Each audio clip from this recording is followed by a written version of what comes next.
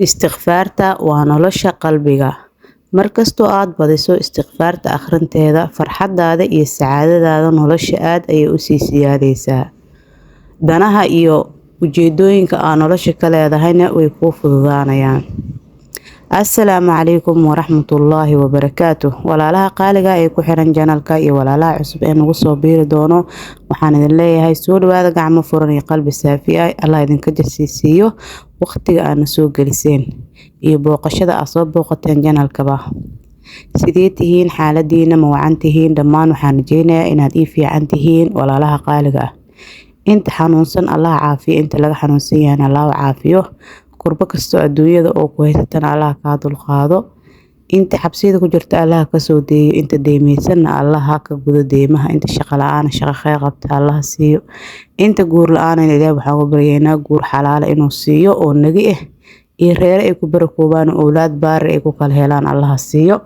Inta awlaad la'aanana oo sanado badan la dhibtoon awlaad la'aanta mar sanad iyo sanad kastaba loo sheego isbitaal maalinba meesha kaleento qoys looga soo sheegayo. Ilaahay waxaan ugu baryaynaa in awlaad khayr qabta oo siiyo, ayna ku dadaalaan xuska iyo dikriga Alle. Insha Allah meel kastoo ka kurbaysannahayna kurbadeeda Allah naga fiido. Inta walaalo oo ducooyinka naga soo codsadeen Ilaahay waxaan ugu baryaynaa meeshii ka kurbaysan Ilaahay inuu ka fiido, meeshii ka ooman yihiin Ilaahay inuu ka waraabiyo, khayrka inuu Ilaahay u soo dedejiyo, wixii sharina Ilaahay ka qabto. Inta walaalo oo awlaadoodana ay ka qaadatay gacan gaal oo ka galeen Ilaahay waxaan ugu baryaynaa inuu soo nabad celiyo. Kurbooyinka iyo culaysyada adduun ma dhamaadaan mana tirsamayaan. Ilaahay naga dulqaado dhammaanteenaba. Insha Allah waa qadaskeeni laga arkay xuska Ilaahay, dikriga, istikfaarta, xawqalada baqro iyo isxasuusintoodii ayaan ku guda jirnaa. Maantana waxaa idiin wadaa qisooyin kaleento. Insha Allah soo dhawaada ayaa idin leeyahay. أنا قوة صلينا نبينا محمد صلى الله عليه وسلم. اللهم صل وسلم وبارك على نبينا محمد. إن الله وملائكته يصلون على النبي يا أيها الذين آمنوا صلوا عليه وسلموا تسليما. كو إله الرمي وأن قوة صلينا نبينا محمد صلى الله عليه وسلم. qisadani ugu horeyso waxa ka sheekeynayso gabar waxay leedahay waxaan ahay gabar ka baxday jaamacad. Da'deeduna waxay ahayd da'ad iyo aad u weyn. Waxaan ka cabsi qabay in yani guursan waayo. dadkana in badan way igu ceebeynayeen in aanan yani ahayn gabar guursatay. wax waa baratay, waxbarashada maxay ku tartay, guurka ayay ka daahisay, waxyaabo badan oo yani shalayta gelinaya ayaa liigu dhahay ayay dhahday. Marka muddo sidaas u ahay waxaa kadib waxaan bilaabay ayay dhahday inaan akhriyo istikfaarta oo ku celceliyo maalin walbeento. waxaan kaleento ay bilaabay ay dhahday inaan joogteeyo suuratul baqara. waxaan kaloo akhrin jiray ayay dhahday juz kamid ah quraanka. waxaan kaleento aan sameyn jiray ayay dhahday inaan witirka tukado salaadaha witirka ah. waxay dhahday gabadhii markii aan muddo intaas aan waday 11 bilood ah intuusan sanadkii dhamaanin waxaa ii imaaday ayay dhahday wiil fiican oo yani levelkayga kaleento ah oo ii qalmo wanaagsan dabeecad ahaan aqoon ahaan يعني maadi ahaan dhaqaale ahaan nooc walba ku wanaagsan ayaa soo doontay ayay dhahday inuu guursaday. alxamdulillah sanad gudihiisa ayaa Ilaahay wuxuu iigu sahlay muraadkeygii. alxamdulillah kuna guursaday.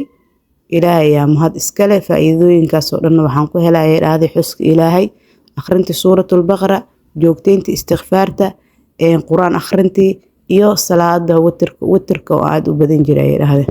gabadhan kalena waxa ay ka sheekeynaysaa qisadeeda sadaqada ee ay ka aragtay istikfaarta. waan istikfaarsan jiray sidaas uma sii badin jirin ayay dhahday, laakiin alxamdulillah waa joogteyn jiray oo ma kala joojin jirin. maalinta istikfaarsan maalin iska dhaafi jirin, laakiin ma fara badnayn ayay dhahday istikfaar akhrinteyda. maalin sidaa u ahay maalin maalmaha kamid ah waxaan aaday suuqa waxaana la kulmay ayay dhahday nin oo iska maskiin ah. waxaana siiyay ayay dhahday wax yar oo gacanteyda ku jiray ayaan ku sadaqaystay ayay dhahday. bas waxay dhahday waa ka soo tagay markii ka soo wareegtay isbuuc sadaqadeydii ku dhawaad waxaa ii imaaday ayay dhahday lacag dhan 2,000 oo riyaal. waxay dhahday alxamdulillah aad ayaan u farxay. ma aqaano lacagtaas yani ma istikfaarta aan akhriyaa ma waa sadaqadii. balse isku soo wada duubay waxay dhahday alxamdulilah, ilaahay wuu iga farxiyey oo sadaqadii aan baxsadayna way noqon kartaa, istighfaarta aan joogtayna way noqon kartaa. Waxaan ahaa gabar lasoo furay, waxaan haystay hal ciyaal ah, balse waxaa ii joogay ayay dhahday aabahay oo qof weyn noqday. Waxaan jeclaystay ayay dhahday aabahay inaan qol gooni ah dejiyo, sababtoo ah waxa uu noqday markaan qof weyn, waxa uu baahan yahay qol kaligiis ah oo nasiino ah oo yacni ilmaha aysan kula dhibin. Gacantaydana waxay dhahday wax lacaga kuma jirin oo waxaan iska ahay qof markaas lasoo furo agteeda oo waxba hadda saas u buuran aan haysanin. Waxay dhahday waa fikiray oo waxaan is dhahay xagee ka keentaa lacagtaas. Kadib waxaan bilaabay ayay dhahday inaan fikiro, kadib waxaan bilaabay ayay dhahday inaan istighfaarsado. Istighfaarta aad ayaan u joogtay ayay dhahday aniga oo waliba quus joogo. Waxaanan dhahay ayay dhahday ilaahay oo iga farxi oo kurbadan iga dulqaad oo faraj khayr qaba isii. Kadib waxay dhahday waxa ila soo xiriirtay walaashayda, waxayna ii dhahday waxaan ku soo dhigay xawaalada 3,000 oo lacag ah, waana zakadeydii ayay dhahday ee qaado. Subxaanallah, waan ilmeeyey ayay dhahday, ilmo farxadeed ayaan ilmeeyey. Waxayna dhahday 3,000 oo lacag ah ma filaynin ayay dhahday, ilaahay ayaa mahad iska leh. Rasaaqay 3,000 oo lacag ah aniga oon u tacbin oo shaqo tagin oo waxba. Awal waxay dhahday walaashayda waxay isiin jirtay 700 oo qiimaha zakada camal ah, balse markaan waxay tiri 700 soo ima siin jirin. Markii aan dhahay waxay dhahday awal inta kale dad kale oo u baahan ayaan u diri jiray, balse markaani adiga ayaanan kuu soo wada diray. Leedahay marka dadow istighfaarta iyo sadaqada ku dadaala, waxaa ku duugan arrimo waaweyn. Istighfaarta sideedaba maaha wax la soo koobi karo oo qiso iyo laba aan ku soo koobi karno. Ilaahay subxaanahu wa tacaala aayado quraan wuxuu ku leeyahay faqultu astaghfiruu rabbakum innahu kaana ghaffaaraa yursilis samaa'a calaykum midraaraa ويمددكم بأموال وبنين ويجعل لكم جنات ويجعل لكم أنهارا ما لكم لا ترجون لله وقارا وقد خلقكم أطوارا ألم تروا كيف خلق الله 7 سماوات دباقا وجعل القمر فيهن نورا وجعل الشمس سراجا والله أنبتكم من الأرض نباتا ثم يعيدكم فيها ويخرجكم إخراجا. nimcooyinka laga helayo istighfaarta maaha kuwa la soo koobi karo. Haddaad istighfaarsato ilaahay ayaa kuu dambi dhaafayo. Haddaad istighfaarsato aan istighfaarsano ilaahay wuxuu nagu siinayaa awlaadii, maalkii, roobkii, beerihii ayaa noogu baxaayo, xoolihii ayaa noogu dararayo, webiyadii ayaa noo buuxsamayo. nimcooyinka laga helo istighfaarta ma aha wax la soo koobi karo. اللهم اجعلنا من المستغفرين. إله نغمد كو استغفار صدق وكو توبت كينو وكو صلابتو يا ربي آمين. إله توبت دينا نغا أقبل، إله دنبي دينا نوداف، إله دنبي دينا ميدا أقنها إيا ميدان أغيد مدير إيا مدوين مدهور إيا مدن بإله نو دنبي داف. اللهم إنا نسألك توبة نصوحة قبل الموت. إله يو غير كهر نسي توبت، إله توبت نصوحة نسي يا ربي. walaalaha qaaliga ah ilaahay waxaan weydiisanaynaa inuu xaq nagu sugo. allahumma muqallib alquluub thabbit quluubana calaa diinik. allahumma yaa muqallib alquluub thabbit quluubana calaa daacatik. allahumma arina alxaqa xaqan warzuqna alitibaaca. allahumma arina albaadila baadilan warzuqna alijtinaaba. ربنا آتنا في الدنيا حسنة وفي الآخرة حسنة وقنا عذاب النار. إله دعادينا أقبل أو صونكينا أقبل أو صدقادينا أقبل أو صلادينا أقبل أو سكدينا أقبل أو أعماشينا وناكسون ودن إله نغا أقبل. إلهي ودنوبتينا ودن وداف يا رب يا رحمن. إله عليسكينا فضيد نوغو بدل، إله كربدينا فرحد نوغو بدل. إلهي وفرج خير قبل نصيب دمانتينا بقى. إله أمد إسلام كميل كستو إيجوغا إله وغرغار. اللهم انصر إخواننا المسلمين في كل مكان. إله ولا لهنا مسلمين تأميل كستو إيجوغان وغرغار يا رب يا رحمن. walaalaha qaaliga insha Allah lambar ayaa idinkugu soo qori doonaa shaashada. Lambarkaasna waxa igula soo wadaagi kartiin wixii qisas ah oo haysaan oo ka aragteen xuska Ilaahay nooc kasta uu yahay insha Allah waa igula soo wadaagi kartiin. WhatsApp waaye insha Allah qoraal ama fariin codeed. waa iska mashquulsanahay marka wicitaanka farada badan nambarka hadaa idiin soo dhigo wicitaanka farada badan yacni inaan ku mashquulaa laga yaabaa. marka insha Allah hadaa fariin ii hayso qoraal haduu qoraalka kugu adag yahay cod ahaan usoo duub insha Allah. hadaa jeceshahay magacaaga in lasoo raaciyo fariinta iyo hadii laga reebayo insha Allah wixii faahfaahin oo dhameystiran cod iyo qoraal ahaan ku soo qor. waad mahadsantihiin insha Allah daawashada iyo la socodka ana la socotiin. Allah idinka ajar siiyo insha Allah. xaq iyo khayrka Ilaahay inuu ku soo garansiiyo oo kugu soo haleeshiisiyo waa wax aad iyo aad u muhiim ah. Ilaahayna waxaan ugu mahadcelinayaa inuu maalin kaleento iyo waqti kale oo fursad iyo jaanis noo siiyo aan ku cibaadaysano oo aan khayrka uga faa'iideysano. alxamdulillah Ilaahay yaa mahad iskala goori ayaanbu. alxamdulillah Ilaahay nimcada uuna siiyay. alxamdulillah calaa nicamihi tatimu saalihaat. Ilaahay nimcooyinka farada badan uuna siiyay oo koobida lahayn ayaan Ilaahay uga mahadcelinaynaa. Ilaahu adaa mahad iska leh. إلى وعماشينا رياء استتصن وقدين إلى وعماشينا أعمال صالحة وخالص أذكوا إله نيدنا النيد خالص أذكوا كلك يا رب يا رحمن. هذه ما سنتين وحي رأي كومنتي وسو قرأ فيديو إن شاء الله سي لا قريس وميل دير وقارو وشير قري walaalka iyo walaashaada kaleento si akhiir ula wadaagtid oo ajarkan ula wadaagtid asaga oo laga nusqaamin iyadoo laga nusqaamin insha Allah subscribe-ka ku xirta si aad u noqotaan dadka ugu horeeya oo khayrka u soo do 7 sano ah oo awlaad raadinayay jid kastana aan u maray ima suurta galin balse 18 bari oo aan akhriyay istighfaarta iyo suuratul baqara Ilaahay wuxuu igu arsaaqay gabar qurux badan. السلام عليكم ورحمة الله وبركاته. سود هذا ولا لها قالقة إنه حرن يدمان ولا لها قيمة بدن إنه صبير دونه. جزاكم الله خير أيان إذن لي هاي وقتك أنا سوق لسين يبوقشد أنا سوق بوقتين الله إذن كأبال مريو الله أن إذن بدلو خير أجر حسنات سيديتهين ولا لها حال الدين عافماتكين الله سبحانه وتعالى وحان كبرينا إن أنت بوقتنا عافيو أنت حيران حبسية نوغو سوديو أنت أولاد الآن أولاد بارة أوسيو أنت أولادك حنوصنتها أولاد وعافيو أنت أولاد قالت قعنتك قشت إلهي أسوي عليو أنت شرع الآن الشرع خير قبو أوسيو أنت الشقة الآن الشقة خير قبت إلهي أسهلو أنت ديمي سنة دينت إلهي كقودو قف والبنا ماشي أوكا كربيسين إنو إلهي كفيد كربديسة فرحدنا أوكا بدلو ماشي أوكا كربيسين هاي بدل كذا.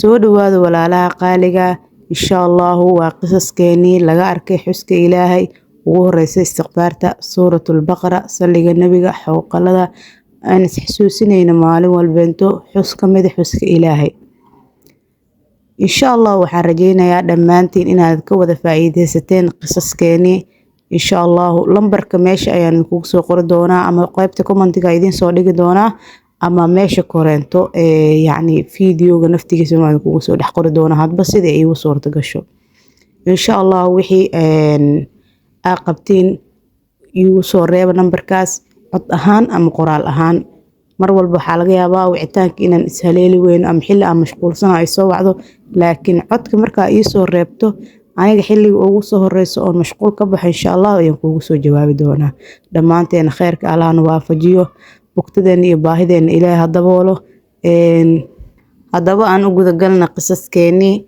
qisadeena ugu horeyso waxay ka hadlaysaa suuratul baqara iyo istighfaarta faa'iidadeeda waxay leedahay gabadhani waxaan raadinayay uur ama awlaad muddo 7 sano ah wada kastana waan u maray wax faa'iidana kama helin dhaqaatiir fara badan oo la xiriiray lacag inay ka qaataan ma ogeey waxba kama faa'iidin dal iyo dibadba balse markii dambe Ilaahay wuxuu igu ilhaamiyay inaan istighfaarta iyo suuratul baqara aan bilaabo marka khayrka akhrinaysid oo quraanka akhrinaysid oo istighfaarsanaysid oo Ilaahay baryaysid waxa ka horeysa marka horeba Ilaahay inuu kugu duwo marka adiga istighfaarta iyo khayrka u soo ordaysa dad laga yaabaa tafaafulow inay u ordeeno wax aan wax ka jirin iyo wax kitaab gaablowgi inay aadeen balse alxamdulilah ilaahay markuu adiga khayrka ku soo aadiyo inaa raadisid istighfaarta baqarada maxaa laga helaa faa'iidooyinkaas markaa raadinaysid alxamdulilah waa inaa dhahdaa dadaanba waxaas ilaahay uu tusinin oo khayrka ilaahay dabamari alxamdulilah khayrka ilaahay dadka inuu waafajiyo aba wax weyne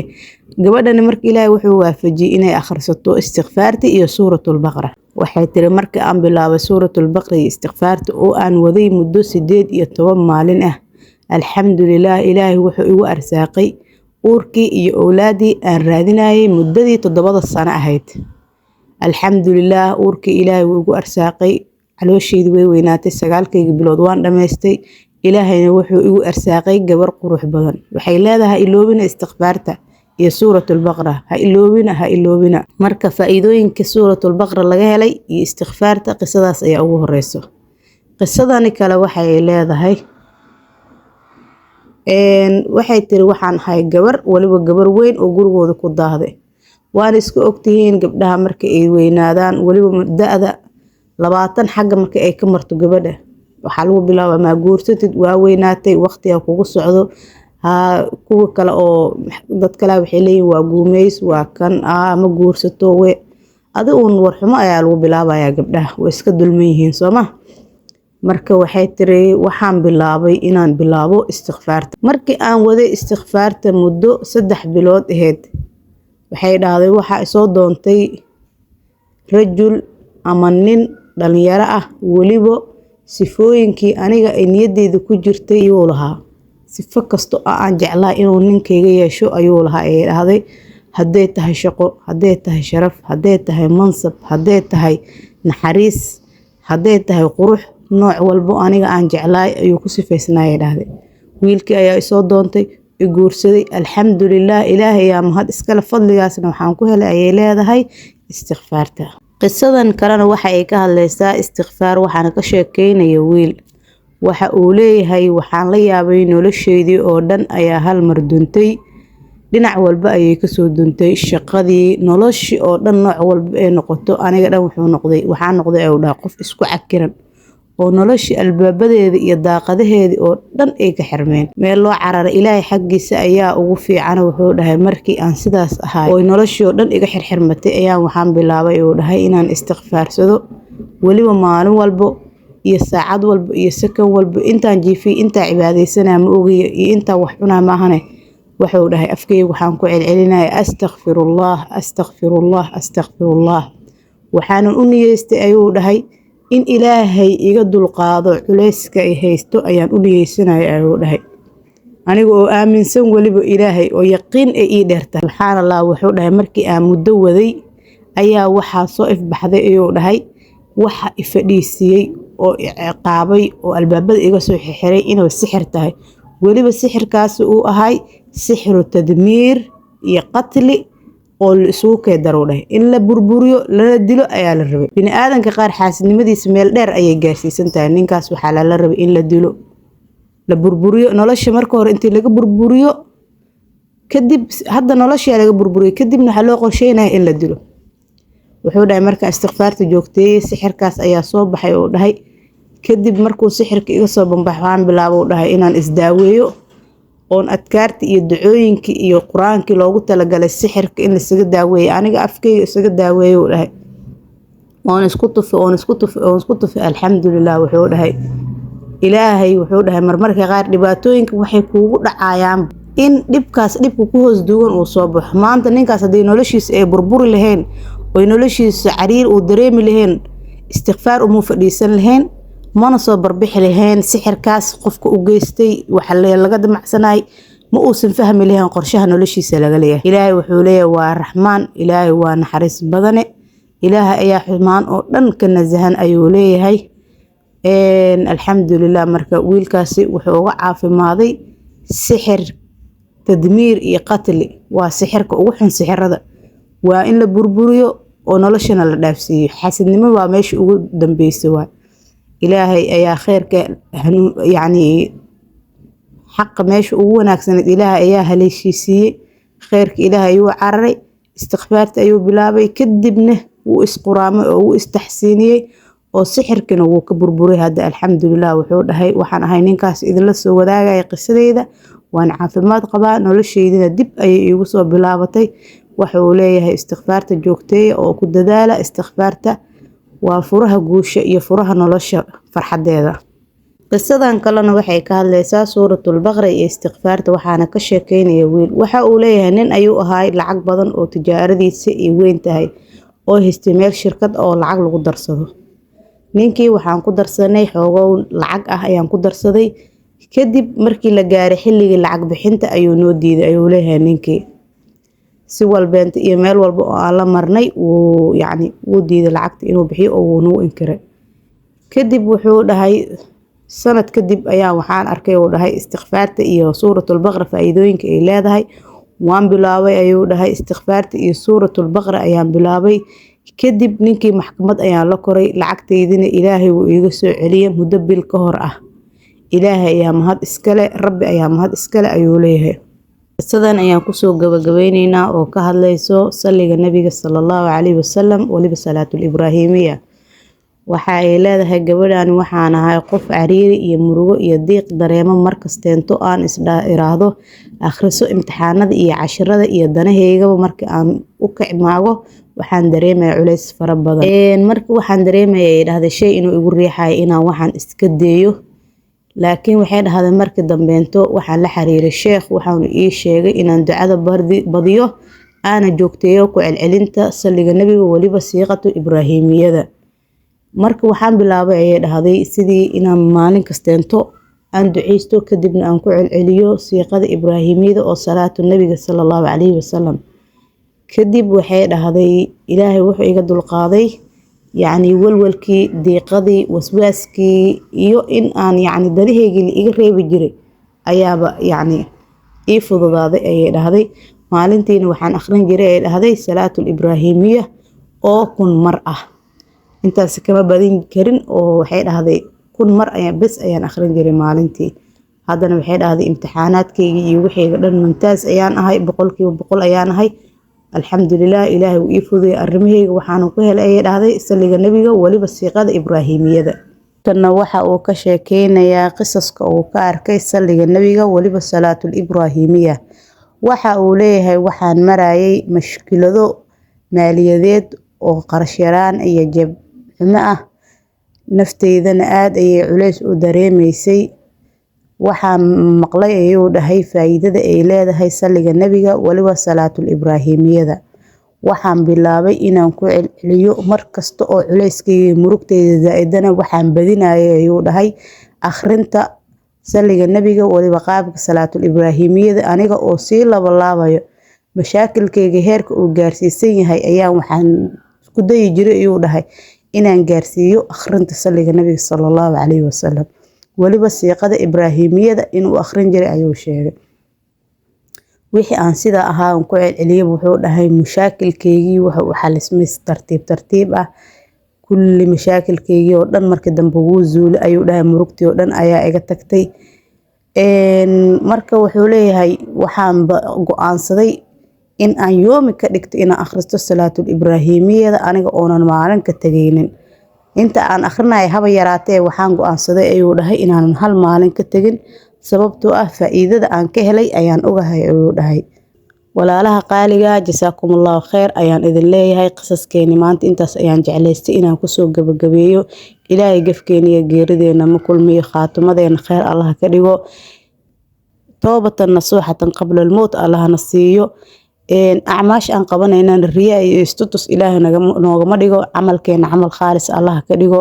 allah naga aqbalo acmaasheena, salaada, soonka, ducada, istikfaarta, toobadkeenka ilaahay aan toobadkeenin allah naga toobad aqbalo. gafkeena iyo geerideena ilaahay ma kulmiyo.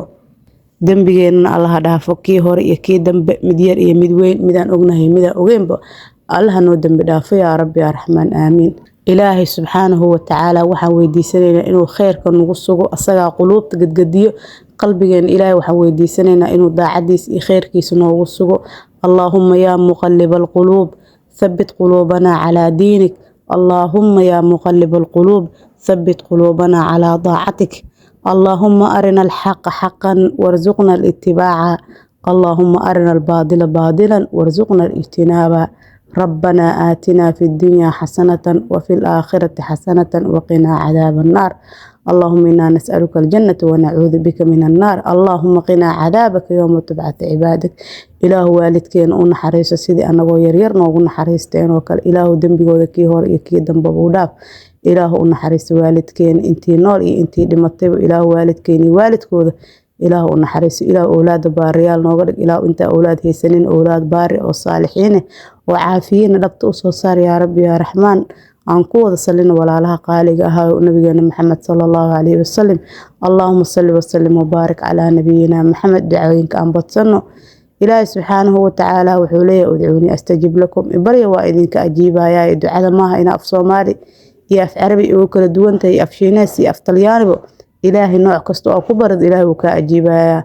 إلهي قعمها أتاغو سجود كبري صلاة الليل كحلقة أصوكع قيام الليل أصوكع إلهي حلي والبا aan barina ilaahay aan isku xirno ilaahay waxaan ka baryaynaa qof walba meesha uu ka kurbaysan yahay ilaahay ka kurbadiisa ka fiido dhammaan walaalaha nagu xiran janalkeena ku xiran walaalaha qaybta commentiga ducada nagu soo weydiistay iyo WhatsApp-ka ilaahay waxaan uga baryaynaa muraadkooda macsilhin inuu ilaahay siiyo ilaahay waxaan uga baryaynaa arrimahooda ka xiran ilaahay inuu u furdaamiyo ilaahay kurbadooda farxad ha ugu bedelo ilaahay kurbadooda farxad ha ugu bedelo ilaahay culeyskooda fudeed Allah ugu bedelo faraj khayr qabo يميليس فيلين الله أقصصيه فرج خير قب يميليس فيلين الله أقصصيه إن شاء الله دمان ولا لها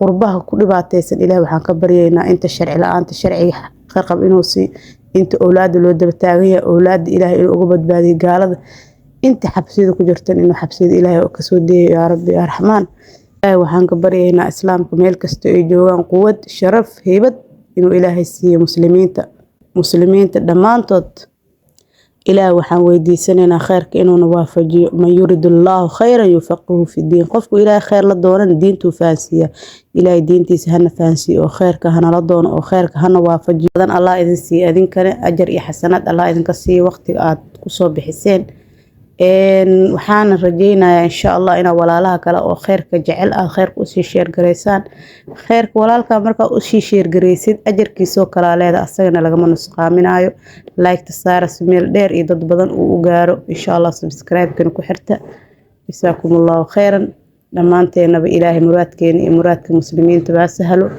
faraj khayr qabo oo aan filaynin Allah nasiyo miftaax al khayr ilaahay faraha naga soo saaro aniga iyo ninkeyga waxaana dhex yaalay khilaaf aad u weyn heer uu ku dhawaado reerkeena inuu burburo khilaafkeeni markii uu socday muddo oo daba dhamaad lahayn waxaan bilaabay istighfaarta aniga oo akhrinayo ugu yaraan 3,000 maalintii ninkeyga wuu soo noqday asaga oo faraxsan oo aad u maleyso inuusan dhex marin hal daqiiqo wax khilaaf ah السلام عليكم ورحمة الله وبركاته سو دوادا ولاalaha qaaliga ee nagu xiran iyo walaalaha nagu soo biir doonada jasaakumullahu khayran ayaan idin leeyahay waqtiga aad soo geliseen alxamdulillah ilaahigii naga dhigay islaamka alxamdulillah ilaahigii fursad kale na siiyay ilaahigii na siiyay saacad kale iyo waqti kale oo aan ugu cibaadeysan karno ilaahigii na siiyay caafimaadka ayaa mahad iska leh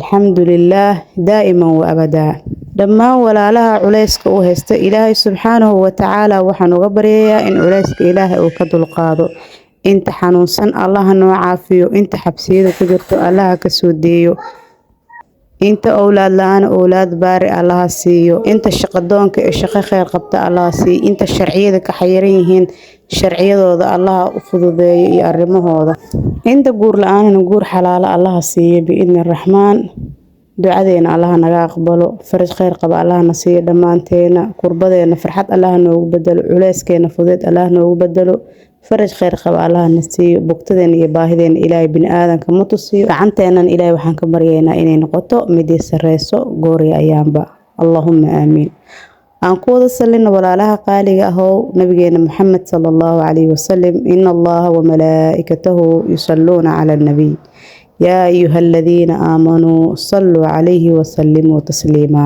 walaalaha qaaliga ah oo Allah subhanahu wa ta'ala wuxuuna leeyahay ud'uuni astajib lakum ibarya waan idin ajiibayaa bakhiilnimo waxaa kuugu filan inaad naftaada ka bakhiisho, inaad baryada ilaahay aad iska bakhiisho oo aad waqti u weyso. Haddaba aan badino ducooyinka baryada ilaahay xilliyada saacatul mustajaabada xilliyada salaatuleylka, roobka xilliyada uu da'ayo, xilliyada la soomayo oo la afuraayo. xilliyo badan oo waxaa jirta ducada la aqbalo xilliyadaas aan isku aadino aanan barino ilaahay subxaanahu wa tacaala.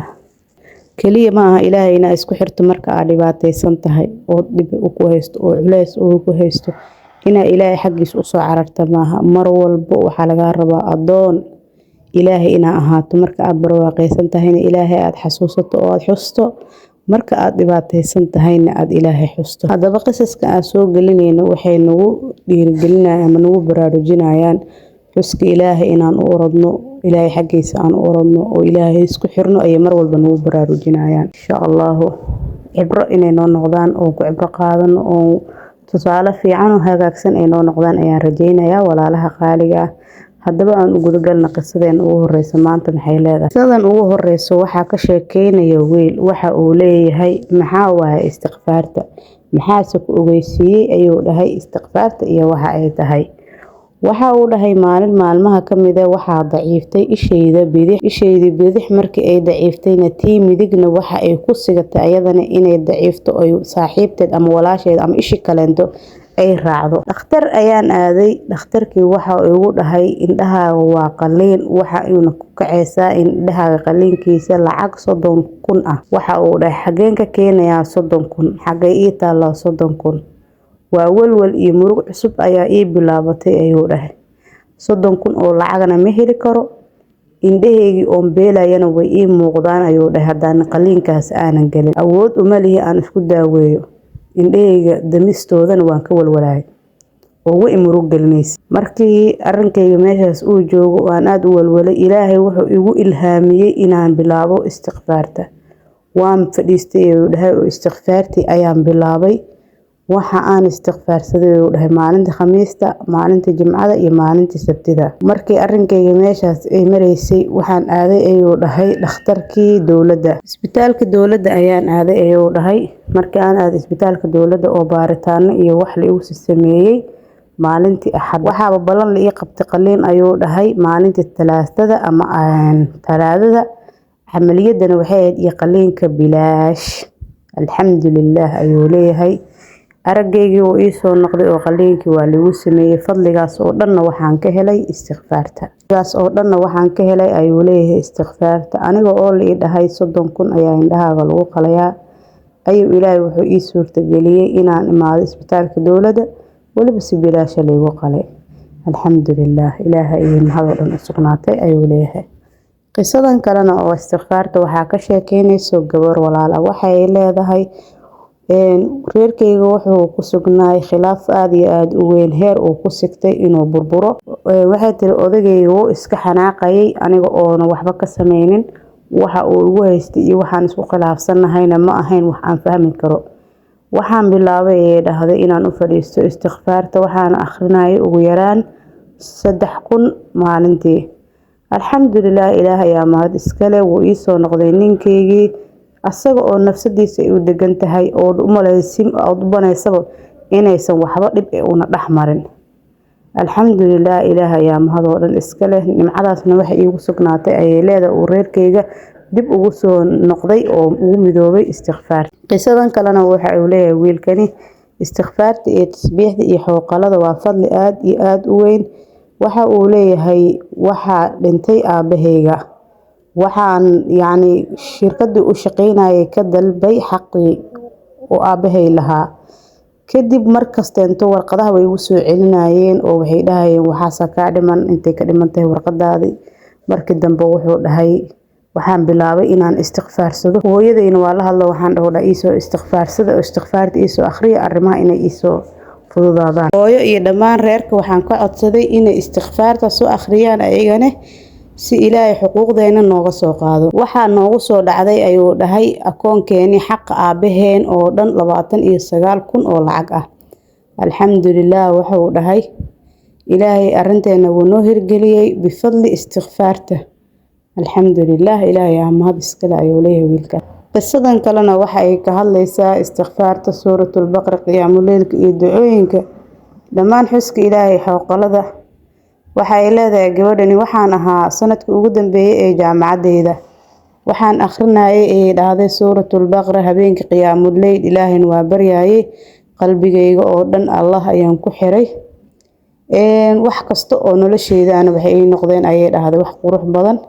alxamdulillaah waxaan akhrin jiray istighfaarta xowqalada والباقيات الصالحات خير كودن nooc noqdo buu akhrinay ee dhahday marka waxay dhahday waxa ii fududaaday imtixaanaadkii maadaama sanadka ugu dambeeyay aan ahaa buug difaacashadii buug diyaarintiisii arrimaheegii oo dhan waxay noqdeen ee dhahday sidii biyo la cabayo kale kaliya ay noqdeen ee dhahday sidaas isaga dureereen iyo fududaadeen wax kasta waxay noqoteen ee dhahday waxa iska saqiran alxamdulillaah ilaahu waa ku jecelahay ee dhahday cibaadada ilaahay yareysanina sunnooyinka badiya alxamdulillaah ilaahay ayaa nimcada oo dhan u sugnaatay ay leedahay iyo shukri oo dhan ilaahayna waxa uu igu gargaaray khayrkiisa uu igu kaalmeeyay akhrintii baqro qiyaamuleylkii istighfaartii xowqaladii ducadii ayuu ilaahay ugu barakeeyay ay dhahday iguna guuleeyay jaamacadeydii sanadkii ugu dambeysay ilaahay ayaa mahad iska leh.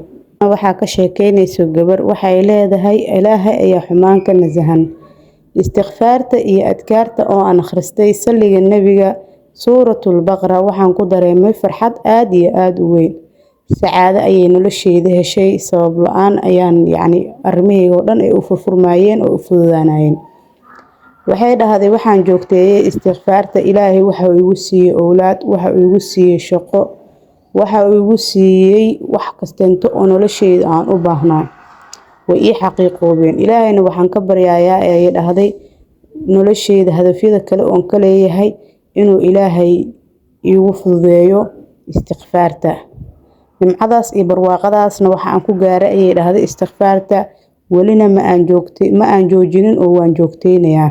qisaskeeni maanta intaas ayaan ku soo gabagabeyneynaa haddaan niraahno qisooyinka laga arkay xuska ilaahay ayaan sheegaynaa cajal iyo laba cajal iyo maalin iyo laba maalin mid lagu dhameyn kara maaha ilaahay waxaan weydiisanaynaa xaq inuu mar walba na waafajiyo ilaahay waxaan weydiisanaynaa khaatimadeena inuu khayr ka dhigo ilaahay waxaan weydiisanaynaa inuu tawfiiqda iyo wax wanaagsan na waafajiyo ilaahay waxaan weydiisanaynaa gafkeena iyo geerideena inuusan kulminin ilaahay waxaan weydiisanaynaa toobatan nasuuxatan qabla almowt ilaahay waxaan weydiisanaynaa aakhiru kalaamina inuu ka dhigo laa ilaaha ila allah محمد رسول الله oo shahaado ilaahay nagu sugo ilaahay waxaan weydiisanaynaa inuu gafkeena iyo geerideena kulminin ilaahay waxaan weydiisanaynaa inuu cibaadadeena inta wanaagsan naga aqbalo salaadeena soonkeena sadaqadeena ducadeena acmaasha yaroo wanaagsan oo sameysanaynaa ilaahay waxaan ka baryaynaa mid la aqbalo inuu ilaahay ka dhigo yaa rabbi aamiin ilaahay gafkeena iyo geerideena ma kulmiyo waalidkeenana Allah u naxariisto sida anagoo yar noogu naxariisteen oo kale islaamka iyo muslimiinta oo meel kasta ay joogaan Allah quweeyo xaq iyo khayr jaceelkana ilaahay nagu sugo ilaahay waxaan weydiisanaynaa quluubteena inuu khayrka ku xasiliyo Allahumma yaa muqallibal quluub ثبت قلوبنا على دينك اللهم يا مقلب القلوب ثبت قلوبنا على طاعتك اللهم أرنا الحق حقا وارزقنا الاتباع اللهم أرنا الباطل باطلا وارزقنا الاجتناب ربنا آتنا في الدنيا حسنة وفي الآخرة حسنة وقنا عذاب النار دمان ولا لا دعاء نقص عطسد إلهي وحا أغبرينا مرادكود ومعسلين إلهي سيو بيشيك أمين إلهي كأنترو فرج خير قبل إلهي إنو سيو قربض إنو إلهي كدل قاضو فرحد عليسك إدري مايان إي قربض إدري مايان فرحد الله بدلو عليسك فضد الله بدلو muraadadooda meel dhow Allah soo wada dhiga dhamaantood inta xanuunsan inta xabsiyada ku jirta inta sharci la'aanta inta deemisan inta shaqo la'aanta inta guur la'aan inta awlaad la'aan inta awlaada ka xanuunsan inta awlaada gaalada ka qaadatay inta cadawga gacanta ugu jirto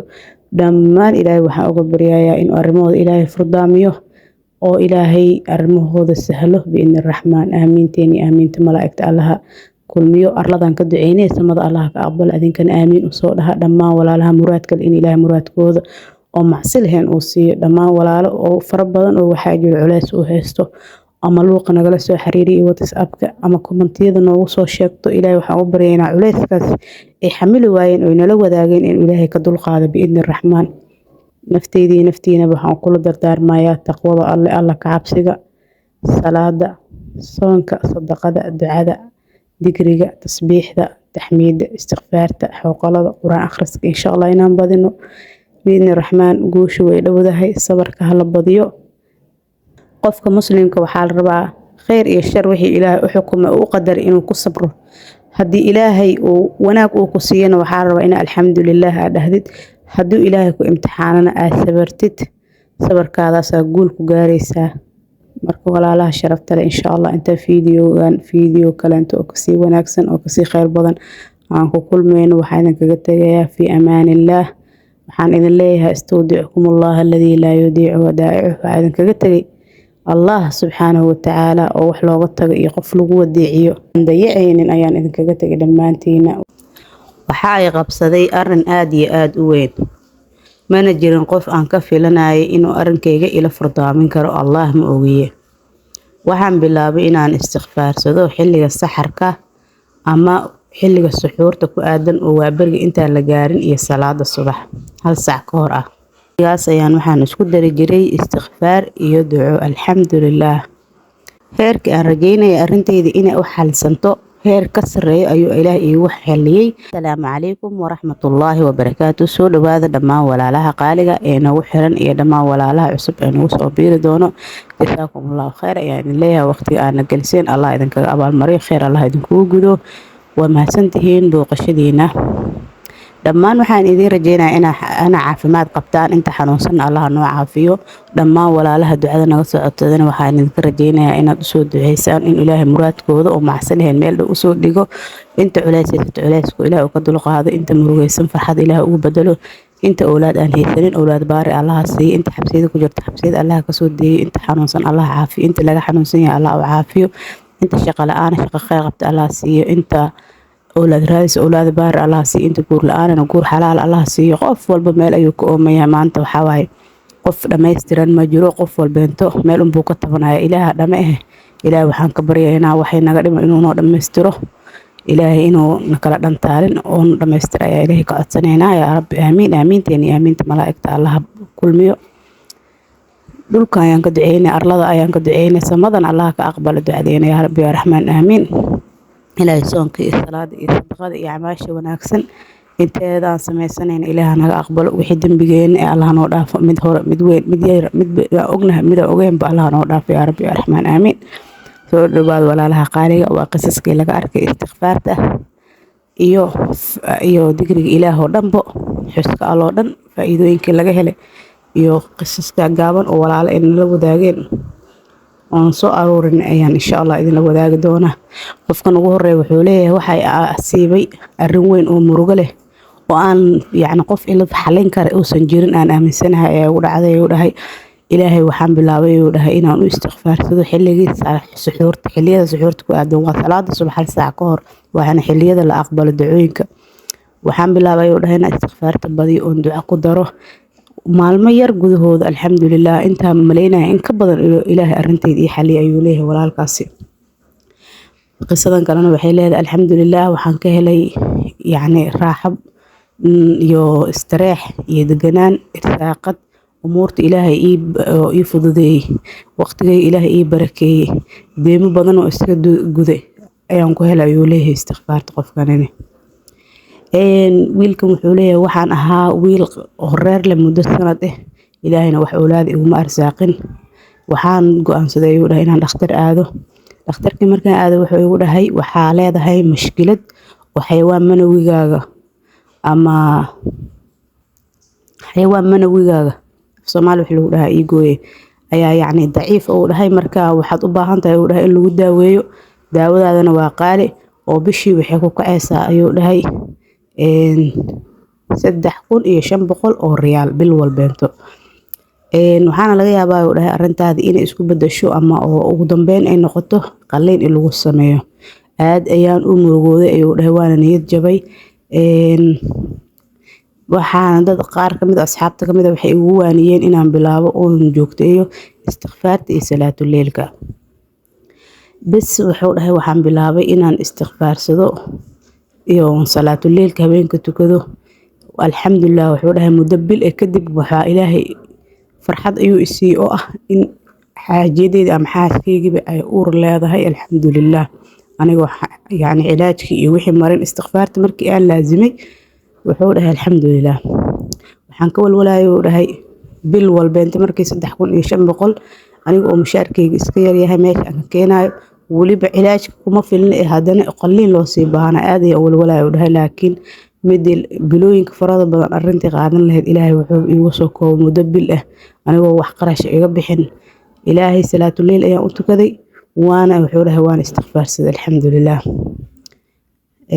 alxamdulilah xaaladeyda ilaahay iyo sidaas igu xaliyay adigana waxaan idinku waaninayaa uu dhahay inaad bilowdiin oo laazimtiin istikfaarta iyo salaatu leylka sidan kalena waxaa ka sheekeynayso gabar waxa ay leedahay waxa khilaaf la dhex imaaday aniga iyo shakhsi muhiim ii ahay shakhsigaasi oo guur aan ku balanay oo arinteena meel fiican ay noo mareysay ayaaba waxay dhahday mashaakil inteena dhex imaatay iskaga kay goostay hadalkii waxaan bilaabay ay dhahday inaan istikfaarsado muddo 3 bilood markuu ila soo hadlay kadib anigan istikfaarta aan iska wada ayuu galbaha kamid ila soo hadlay wuuna ii cudur daartay wuxuuna dhahay aan isku soo noqono oo arinteena meeshii aan ka sii wadano iyo si ka sii fiicanbo asagoo waliba iiga dabacsan sidii horeento waxay dhahday farxad dartiisa ma aanan hadli karin arintaasi ilaahay wuxuu iigu fududeeyay ay leedahay istikfaarta alxamdulilah sidan kalena qofkani wuxuu ku bilaabayaa waxaan ka shalaysanahay sanadihii iga tagay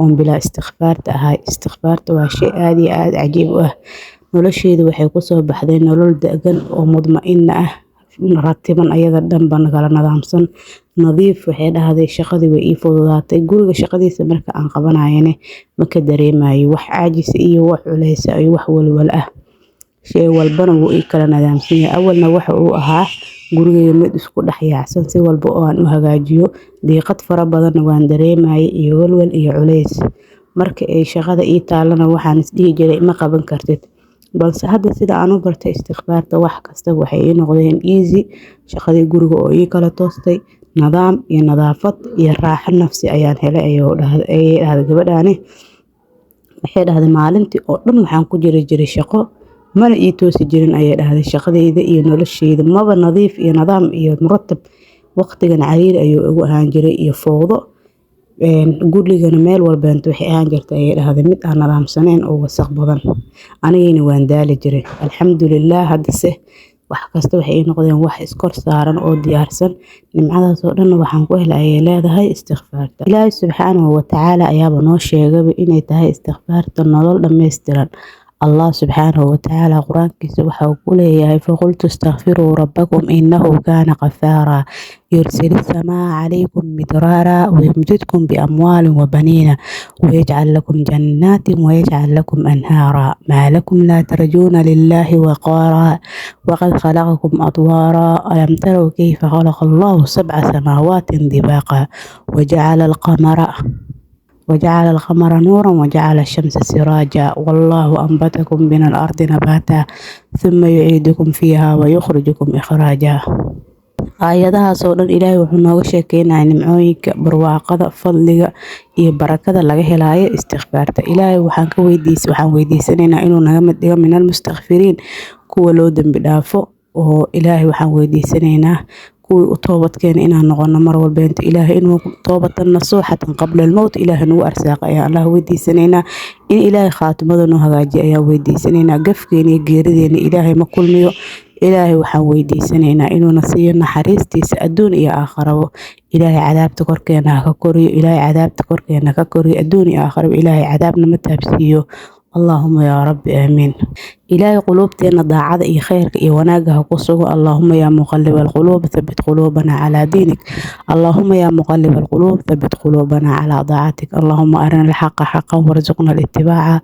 اللهم أرنا الباطل باطلا وارزقنا الاجتناب ربنا آتنا في الدنيا حسنة وفي الآخرة حسنة وقنا عذاب النار اللهم إنا نسألك العفو والعافية في الدنيا والآخرة اللهم إنا نسألك العفو والعافية في ديني ودنياي وأهلي ومالي اللهم استر عوراتي وآمن روعاتي اللهم احفظني من بين يدي ومن خلفي وعن يميني وعن شمالي ومن فوقي وأعوذ بعظمتك أن أغتال من تحتي ilaahay umuuraheena oo dhan hanoo islaaxiyo meeshaa ka kurbaysana allaha naga fiido kurbada farxad allaha noogu bedelo culeyskana fudeed allaha noogu bedelo arrimaheennana allaha islaaxiyo farij khayr qaba allaha na siiyo meeshaan ka oomana allaha nooga oontiro arladan ka duceynay samada allaha ka aqbalo aamiinteeni aamiinta malaa'igta allaha kulmiyo aanan badina salliga nabiga sallallahu alayhi wasallam allahumma salli wa sallim wa baarik calaa nabiyina maxamed walaalaha qaaliga insha allah qisaskeen intaasaan kusoo gaabinayaa maanta waxaanan ilaahay nooga baryayaa dhammaanteen oo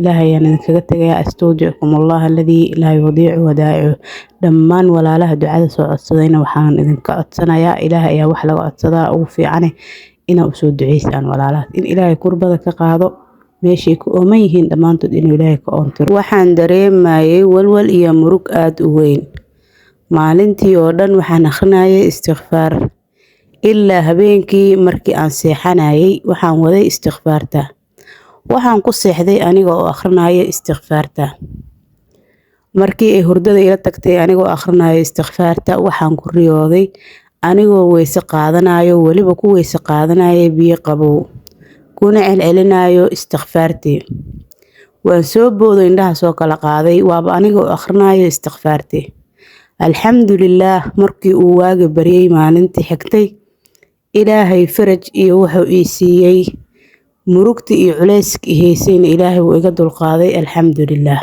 assalaamu calaykum waraxmatullaahi wabarakaatu soo dhawaada walaalaha qaaliga ah aad iyo aad ay mahadsantihiin booqashada aana soo booqateen 1 jeer waan idinkaga mahadcelinaynaa man lam yashkuri naas lam yashkurillaah qofka aanan bini aadanka u mahadcelinin ilaahay uma mahadceliyo marka walaalahayga qaaliga aad iyo aad ay mahadsantihiin jasaakumullahu khayr ayaan idin leeyahay allah idin barakeeyo meel kasto aad joogtiin khayr iyo barako iyo nimco iyo idin rajeynaya inta naga xanuunsan allah naga caafiyo allah noo caafiyo inta culeysada haysata allah ka dulqaado inta awlaad la'aan awlaad baar allah siiyo faraj khayr qaba allah siiyo dhammaan walaalaha qurbaysan ilaahay waxaan ugu baryaynaa inta deemaysan deenta ilaahay inuu ka gudo inta walaale oo xabsiyada ku jirta in ilaahay xabsiyada ka soo deeyo ilaahay waxaan ka baryaynaa asaga qurba feeyda in culeyska iyo qurbada iyo oo naga dulqaado dhammaanteena muraadkeena maxsileen allah na siiyo aan ku wada salina nabigeena maxamed sallallahu alayhi wasallam allahumma salli wa sallim wa baarik ala nabiyina maxamed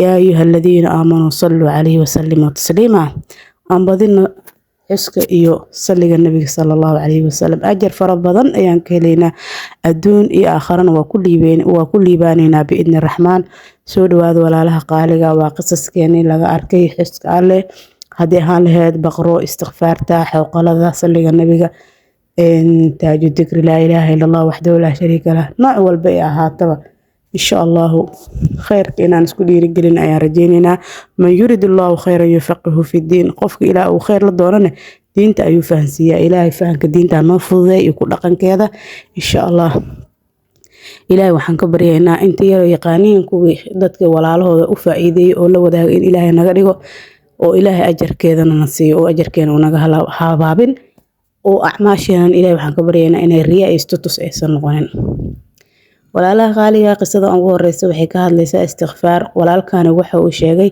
waan murugeysnaay murug culeys iyo qurbo fara badan ayaa haysay maalintii oo dhan wuxuu dhahay waxaan akhrinayay istikfaarta sidaan u akhrinayay habeenkii oo dhan ilaa habeenkii waa waday ilaa ay hurdo ila tagtay anigoo istikfaarsanayo waxaan ku riyooday aniga oo hurdadii ku jiro ayaa waxaan ku riyooday ayuu dhahay anigoo weyseysanayo weliba ku weyseysanayo biyo qabow waxaanan ku celcelinaya ayuu dhahay riyada dhexdeeda astaghfirullah waan soo kacay oo waan kasoo nabdaaday ayuu dhahay riyadii waan fadhiistay waaba aniga oo ku celcelinaya astaghfirullah alxamdulilah ilaah ayaa mahad iskale iguna arsaaqay arrimihii iga culislaa inuu faraj ilaahay siiyey oo culeyska ilaahay iga dulqaaday alxamdulilah meel aanan ka filanayn ayaana nimco ka helay ayuu dhahay alxamdulilah wuxuu leeyahay ilaahu naga mid dhig dadka mustakfiriinta oo ku dambi dhaaf weydiisto marka qisadaasna waxaan ka faa'iideynaa istikfaarta iyo faa'iidadeeda wiilkaas wuu kurbeysnayo waa ka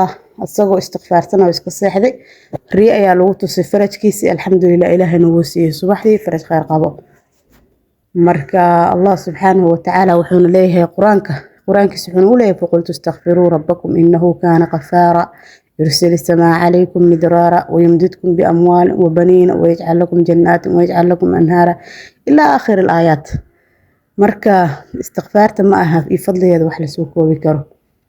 qisadan kale intana waxay ka sheekeynaysaa suuratul baqara, sadaqada iyo istighfaarta qiyaamul leylka cajaa'ibta ay leedahay. waxay leedahay gabadhani 3 bilood ayaan waday qiyaamul leyl, sadaqo, suuratul baqara iyo inaan istighfaarsado. waxayna dhahday waan yaqiinsanay inay wax badan ii taraayaan. umniyaad iyo waxaan lahaay ayay dhahday riyooyin fara badan. riyooyinkayga iyo rajooyinkayga waxa ugu horeysay ayay dhahday inaan ka caafimaado. il iyo xasad ayaa ahaay in ilaahay iga caafiyo. alxamdulilah waana uga caafimaada ayay dhahday. suuratul baqara iyo sadaqadii iyo qiyaamul leylkii iyo istighfaartii markii aan joogtay 3 bilood waxay dhahday waxaan uga caafimaaday ishi iyo xasadkii ihaayay. arrimo badan oo isaga xirxirnaayna number 2 waxay dhahday arrimo badan oo isaga xirxirnaayna way ii furmeen alxamdulilah. oo rajooyin iyo riyooyin fara badan oo aan lahaay ayuu ilaahay iigu suurtageliyay ayay dhahday. yacni rajada saddexaad oo lahayna waxay dhahday inaan guur helo oo guur wanaagsan aan helo oo weliba yacni shaqsi qani aan helo maadaama aniga noloshayda iska level hoos iska ahayd ayay dhahday. shaqsi wanaagsan oo iga hanti fiican oo muxtaram inaan helaan jeclaa. alxamdulilah waana ku helay ayay dhahday. muddo 3 bilood oo joogtaysay gabadhaasi suuratul baqara, qiyaamul leylka, sadaqada iyo istighfaarta. ilaahay waxa uu ku siiyay in oo ishii iyo xasadka oo caafiye. 2 arrimaheed isku xirxirnaay oo dhan oo adduunyo ilaahay u kala furay oo faraj ilaahay ku siiyay. 3 waxay rajeynaysaa inay ku hesho guur wanaagsan oo qof muxtaram oo wax haysto wayna ku heshay alxamdulilah. qisadan kalena waxay ka hadlaysaa istighfaarta. waxay leedahay waxa ay haystay culays maaliyadeed waxaana nafteyda la galay oo taxaddi iyo shardi aan la galay in aan joogteeyo istighfaarta si aan ugu guuleysto oo arrimahayga igu furmaan. waxa ay tiraahday waxaan bilaabay markii aan usii socday waxbarashadeyda goobteyda waxbarasho jidkii ayaa waxaan kusii akhrinayay ee dhahday istighfaarta. marnaba kama joojinaynin afkeyga ilaa aan ka gaaro goobteyda waxbarashada. markii aan soo noqdo ilaa gurigana waxaan akhrin jiray istighfaarta ayaan daldalay. alxamdulilah ilaahay mahad iska leh. ilaahay wuxuu igu arsaaqay maaran fara badan oo aan u baahnaa oo yacni ii haystay culays iyo duruufo ay ii haysteen ayaan ku helay ayay leedahay. hadda waxay leedahay waxaan ka gudbay baryo bini aadan iyo walaalow sidaan ma ii samayn kartaa iyo walaalay intaan makaa heli karaa. alxamdulilah xaajo iyo baahi ima qabato ilaa waxaan ku kalsoonahay allah. asaga ayaan yacni xaggiisa u jeestaa oo aan baryaa oon istighfaarsadaa oon u quraan akhristaa oo ducadiisii salaatuleylkiisa aan baryaa. waxaan ilaahay ka baryoone ma waaye ayay dhahday oo ilaahay hore ayuu iga siiyaa. qisadan kalena waxay ka hadlaysaa istighfaarta. waxayna leedahay gabadhan waxaan jeclaystay inaan idinkaga sheekeeyo qisadayda istighfaarta. waan istighfaarsan jiray waxaana u niyeysan jiray ayay dhahday inaan ku helo guur wanaagsan. balse ilaahay waxa uu igu bedelay hal arrin oon ka codsanayay inaan ku helo arrimo fara badan oo ay ka mid tahay khilaaf fara badan oo reerkayga dhex yaalay weliba hooyaday iyo aabahay inuu khilaafkii xalismay. waxa kaleentoo ku helay ayay dhahday istighfaartii aan waday in walaalkay iga xanuunsanaay oo ilaahay iyo waxaan caafiyey. alxamdulilah oo caafimaadkiisa lagu guuleystay. anigana waxay dhahday waxaan ku helay guurkayga. ilaahay waxaan weydiisanayaa hal shay kaliya balse ilaahay wuxuu igu arsaaqay arrimahan farada badan. subxaanallah ilaahay ayaa xumaan oo dhan ka nasahan balse nimcadaas iyo barwaaqadaas farada badan waxaan ku helay ayay leedahay istighfaarta. qisadan kalena waxa ay ka hadlaysaa ducada iyo istighfaarta iyo qiyaamul leylka. waxa uu leeyahay waxaan ahaa qof istighfaarsada xilli walbeento una istaago qiyaamul leylka ilaahayna baryo asaga oo ku kalsoon weliba malaheyga iyo dhanniga aan ilaahay subxaanahu wa tacaala ka qabo. waxaan markasteenta malayn jiray in khayr ilaahay aan kala kulmaayo. alxamdulilah ilaahay waan baryay oo waxaan ka helay alxamdulilah ilaahay waan baryay oo baryadeeda waan ku guuleystay. ilaahay wuu i karaameeyey. ilaahay xaq lagu caabudo ayaan ku dhaartay. ilaahay waxba kama baryin ilaa waan ku guuleysanayay ayuu dhahay.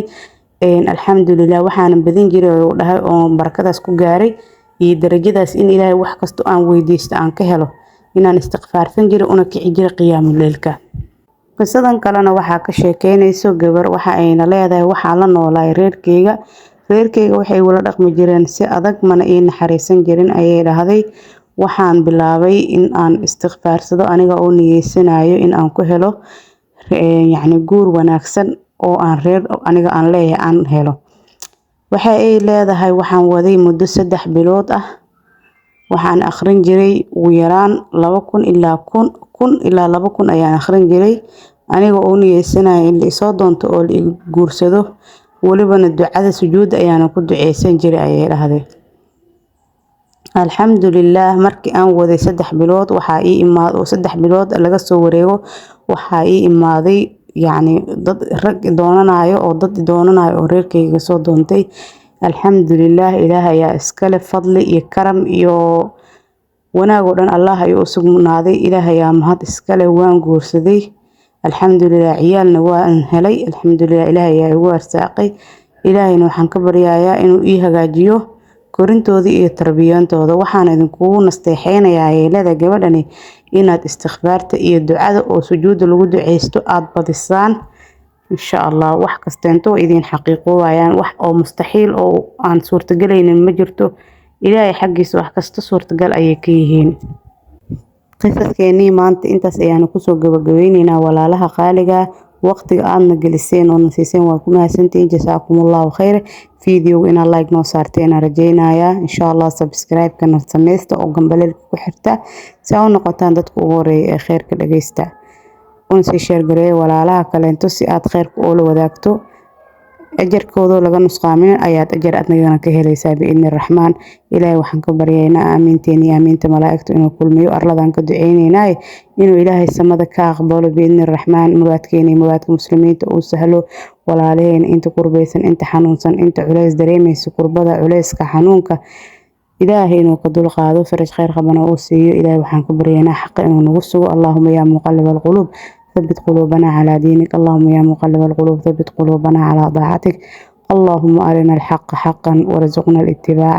اللهم أرنا الباطل باطلا وارزقنا الاجتناب. ربنا آتنا في الدنيا حسنة وفي الآخرة حسنة وقنا عذاب النار. أستودعكم الله الذي لا يضيع ودائعه. والسلام عليكم ورحمة الله وبركاته.